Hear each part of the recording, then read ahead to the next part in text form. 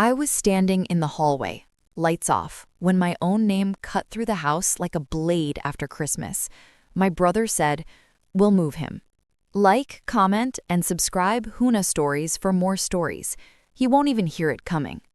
I stood still, because stillness had become my best weapon. My clear implant hummed, alive, precise, unforgiving. Every syllable arrived sharp and undeniable. I listened to the floorboards breathe. I listened to the lies settle into place. I had planned a miracle for Christmas. They planned a burial. I didn't flinch. I cataloged voices. Tim's impatience. My wife Mara, measured and calm. My mother's silence, her favorite language. The house smelled like pine and old dust. I remembered the accident, the screech of tires, the quiet that followed, the months where silence taught me how to watch faces instead of words, how to read intentions in eyes. I had survived worse than this. Mara and I met in a crowded cafe years ago. I spilled coffee on her coat. She laughed like she forgave easily. She said she liked men who apologized well. We built a life with careful hands, mortgage, Sunday dinners, small promises we kept because keeping them felt like love. When the accident took my hearing, she held my face and mouthed, "I'm here." I believed her because belief was easier than doubt. But belief doesn't stop patterns. After the surgery, the world came back wrong at first, too loud, too honest. I heard Mara whisper on calls she took outside. I saw Tim step in to help with finances, his fingers lingering on papers he didn't understand but wanted to own. I noticed how decisions were made without me, then explained, slowly, kindly, like I was already gone.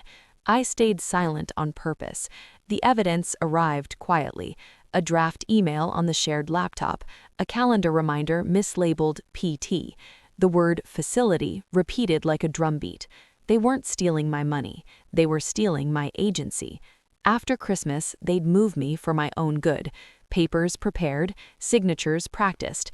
They underestimated what a man learns when the world goes quiet.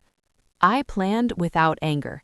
Anger is loud. Planning is surgical. First, I called my lawyer from the car and told him to listen more than speak.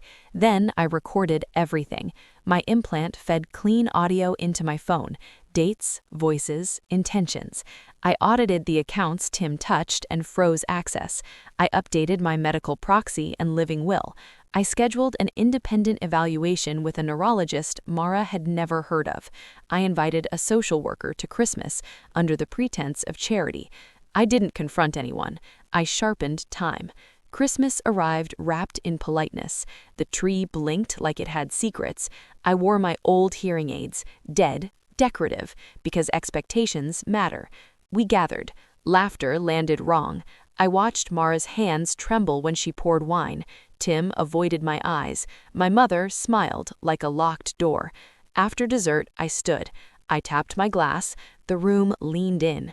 "I have a surprise," I said, and let my voice be steady. "I can hear." Silence, real this time, fell hard. Mara's face drained. Tim swallowed. My mother reached for the arm of her chair. "I heard you," I continued, calm as snowfall. In the hallway, the kitchen, the car. I heard plans. I heard love turn procedural. Tim stammered. Mara stepped forward, a practiced apology forming. I raised a hand. "I'm not finished." I handed the social worker a folder. I handed my lawyer the remote. The television woke up. Voices filled the room. After Christmas, he won't even hear it coming. Each sentence arrived with a timestamp, with context, with consequence. Mara cried when her own voice betrayed her. Tim tried to argue when the account freeze appeared on his phone. My mother finally spoke, but it was too late to sound surprised. "This isn't revenge," I said. "It's correction." I explained what would happen next, because clarity is a kindness. Mara would move out tonight. The house was mine alone. The proxy was revoked. Tim would no longer manage anything. Not my money, not my time. The recordings would be shared with the appropriate professionals. Not police, not yet.